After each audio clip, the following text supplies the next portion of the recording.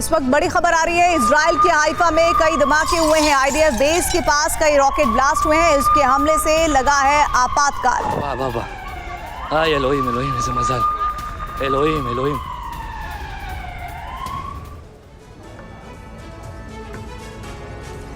Election campaign में Donald Trump ने वादा किया था कि वो रूस यूक्रेन की जंग रुकवा देंगे। इसीलिए ट्रंप के राष्ट्रपति निर्वाचित होने के बाद ये माना जा रहा था कि पुतिन और ट्रंप के बीच केमिस्ट्री अच्छी होगी और युद्ध विराम का रास्ता खुलेगा। लेकिन अब ब्रिटेन की एक खुफिया रिपोर्ट से पता चला है कि ट्रंप युद्ध रुकवाने का नहीं बल्कि पुतिन को मजबूर करने की, घुटनों पर लाने की महाविनाशक तैयारी कर रहे हैं। राष्ट्रपति बनते ही ट्रंप ऐसा खतरनाक निर्णय ले सकते हैं जिसे लेने की हिम्मत जो बाइडेन भी नहीं कर पाए। और इस रिपोर्ट में आपको दिखाएंगे कि ट्रंप के करीब रहे और ब्रिटेन की खुफिया एजेंसी M16 के MI6 के पूर्व प्रमुख ने कौन सा सनसनीखेज खुलासा किया है।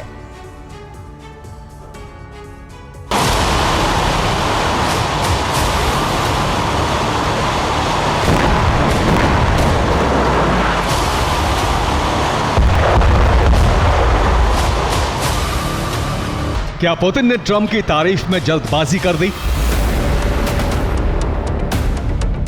क्या ट्रंप पुतिन को बाइडेन से भी बड़ी टेंशन देने वाले हैं? क्या ट्रंप का युद्ध विराम वाला वादा रूस पर भारी पड़ने वाला है?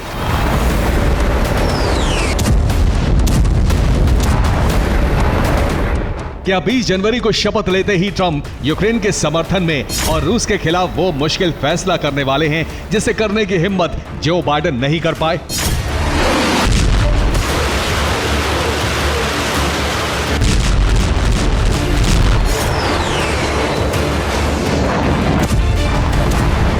डोनाल्ड ट्रंप के अमेरिका का अगला राष्ट्रपति बनने के बाद रूस को कोई राहत नहीं मिलने वाली, बल्कि पुतिन की परेशानी 100 गुना और बढ़ जाएगी, क्योंकि डोनाल्ड ट्रंप पुतिन को युद्ध विराम पर मजबूर कर देने के खतरनाक प्लान पर काम कर रहे हैं। ये सनसनीखेज खुलासा ब्रिटिश खुफिया एजेंसी MI6 के एक्स चीफ ने किया है।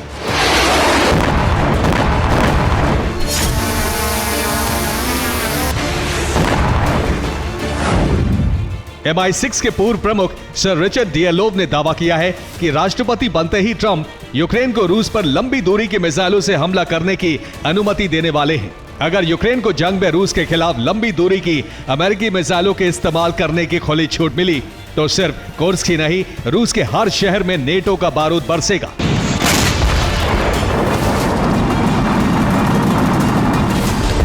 ऐसा नहीं है कि अभी यूक्रेन के पास अमेरिका की दी हुई लंबी दूरी की मिसाइलें नहीं हैं। ऐसा भी नहीं है कि यूक्रेन ने जंग में उनका इस्तेमाल नहीं किया।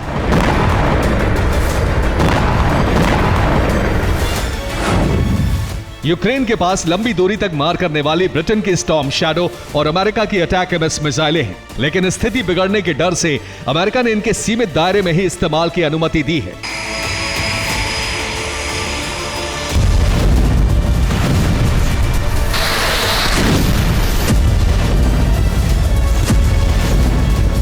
अभी तक यूक्रेन की सेना ब्रिटेन की स्टॉर्म शैडो और अमेरिका की अटैक एमएस मिसाइलों का इस्तेमाल सिर्फ क्रीमिया और उन इलाकों में कर रही है जिन पर रूस ने कब्जा कर लिया है। लेकिन अभी तक रूस के किसी भी बड़े शहर पर अमेरिका या नेटो की विनाशकारी मिसाइलों ने वैसी तबाही नहीं मचाई जैसी तबाही रूस की मिसाइलें कीव से लेकर खारकीव तक मचा चुकी हैं।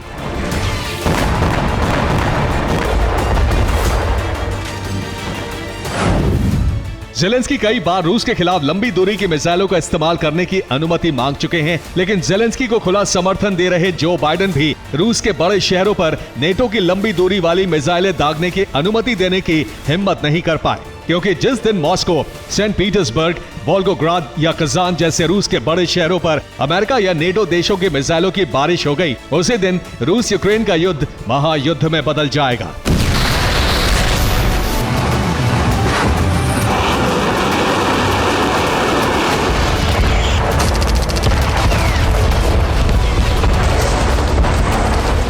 लेकिन क्या ट्रंप युद्ध खत्म करवाने के लिए वो महाविनाशकारी फैसला ले सकते हैं जो दूसरा विश्व युद्ध खत्म करवाने के लिए 6 अगस्त 1945 को अमेरिका ने तत्कालीन राष्ट्रपति हैरी एस ट्रूमैन ने लिया था? एटम बम के इस्तेमाल से जापान को खाक कर देने का फैसला। ये अंदेशा इसलिए है क्योंकि रूस की सीमा के नजदीक फिनलैंड में अमेरिका के एटॉमिक क्षमता से लैस B-52 बड़े मिशन की तैयारी कर रहे हैं। फिनलैंड में रूस की सीमा के बिल्कुल नजदीक F-18 हॉर्नेट फाइटर जेट के साथ उड़ान भरते अमेरिका के B-52 बॉम्बर का ये सबसे नया वीडियो खुद नेटो ने जारी किया है। लेकिन इस बॉम्बर को देखकर रूस की बेचैनी बढ़ गई है, क्योंकि ये कोई आम बॉम्बर नहीं है। ये रूस को सीधे सीधे एटमी हमले की धमकी है। अमेरिका के पास 76 B-52H स्ट्रैटोफोर्टिस बॉम्बर का मजबूत बेड़ा है, लेकिन इनमें 46 ऐसे हैं जो एटम बम के वॉरहेड वाली AGM-86B air launched cruise missile ले जा सकते हैं। फिनलैंड के ऊपर अमेरिका के जो B-52H स्ट्रैटोफोर्टिस बॉम्बर उड़ान भर रहे हैं, वो एटम बम ले जाने की क्षमता रखने वाले इन्हीं 46 अमेरिकी बॉम्बर्स में से एक हैं। फिनलैंड और स्वीडन नेटो के सबसे नए सदस्य हैं। रूस पर दबाव बढ़ाने के लिए अमेरिका ने अपने सबसे शक्तिशाली हथियार और न्यूक्लियर बॉम्बर से फिनलैंड में शक्ति प्रदर्शन शुरू कर दिया है।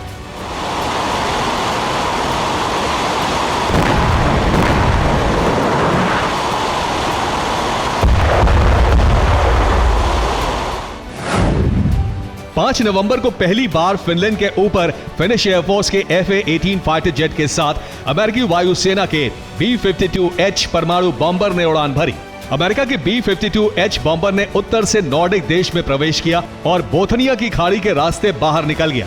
2 दिन बाद यानी 7 नवंबर को एक बार फिर फिनलैंड के ऊपर फिनिश वायुसेना के F-18 लड़ाकू जेट और स्वीडिश JS-39 लड़ाकू जेट के अमेरिका के सबसे खतरनाक न्यूक्लियर बॉम्बर ने रूस की सीमा के पास उड़ान भरी।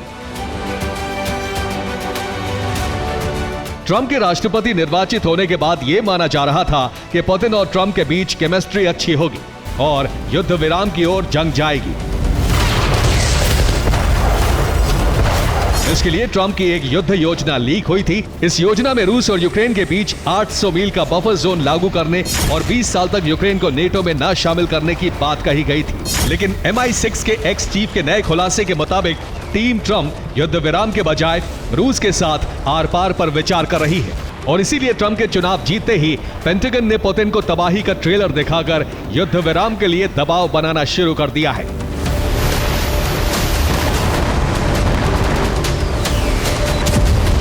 लेकिन अब अमेरिका के B-52H परमाणु बॉम्बर के जवाब में रूस ने भी अपने बाहुबली Su-57 की उड़ान दिखाई है।